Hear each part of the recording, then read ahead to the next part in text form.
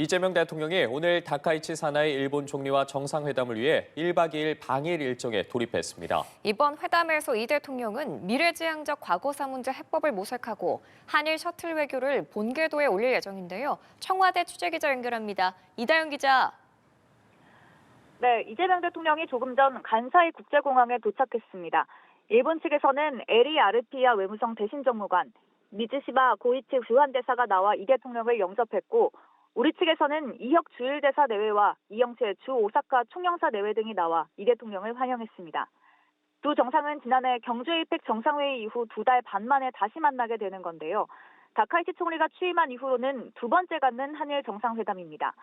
나라현은 다카이치 총리의 고향으로 이번 회담은 단독회담과 확대회담, 공동 언론 발표까지 이어지고 내일 두 정상은 한일 교류의 상징인 호류지에서 신교 일정도 가질 계획입니다.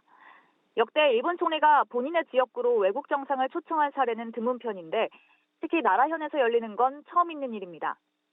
연초부터 동북아 외교 일정에 박차를 가하는 모습인데 최근 중일 갈등이 심화하고 있는 가운데 열리게 된 만큼 이번 방일은 실리를 모색하는 이 대통령의 외교력이 다시 한번 주목받을 것이라는 관측이 나옵니다. 이 대통령은 다카이치 일본 총리와 5차례의 대화를 나누며 미래지향적 한일 관계를 도모하는 데 방점을 찍을 것으로 전망됩니다. 특히 과거사 문제에 대한 인도적 차원의 협력 강화를 모색하기로 한 건 눈에 띄는 대목입니다. 조세이 탄광 등 공동 대응 사안부터 실타래를 푸는 시도를 통해 과거사 문제에 대한 진전을 이룰 수 있을지 주목됩니다. 또 한국의 환태평양 경제동반자 협정 가입과 한미일 안보협력 등 우리 국익이 걸린 현안에 집중할 것이란 관측이 우세한데요. 미래 핵심 전략 기술인 AI의 구체적 성과 도출을 위한 협력 심화, 초국가 스캠 단지 대응을 위한 한일 협력 제도화도 추진할 방침입니다. 중국이 일본을 상대로 히토류 등 수출 통제 방침을 밝힌 것에 대해선 우리와도 무관치 않은 만큼 논의될 개연성도 있다고 청와대는 밝힌 바 있습니다. 네, 이 대통령이 방일 직전 일본 NHK와 인터뷰를 통해 한일 관계를 포함해 동북아 영내 현안에 대한 입장을 밝혔죠. 그 내용도 전해주시죠. 이 대통령은 NHK 인터뷰에서 후쿠시마현 등 일본 일부 지역 수산물 수입 규제에 관해 중요한 의제가 될 가능성이 크다고 밝혔습니다. 국민 신뢰 문제가 있어 단기 해결은 어렵지만 우리 정부가 추진 중인 환태평양 경제 동반자 협정 가입을 위해 일본과 장기적으로 논의할 중요 의제라고 짚었습니다. 격화된 중일 갈등에 대해선 실용적인 입장을 취했습니다.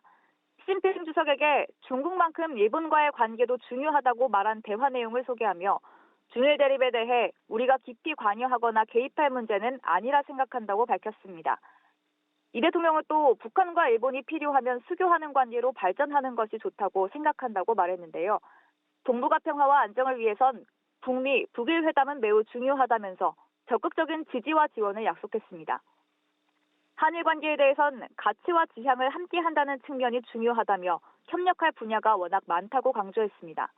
그러면서 과거를 직시하되 협력할 부분은 협력하며 손잡고 미래로 나아가야 한다며 기회가 되면 다카이치 총리를 자신의 고향인 경북 안동으로 초청하고 싶다는 뜻을 전했습니다. 지금까지 청와대에서 전해드렸습니다.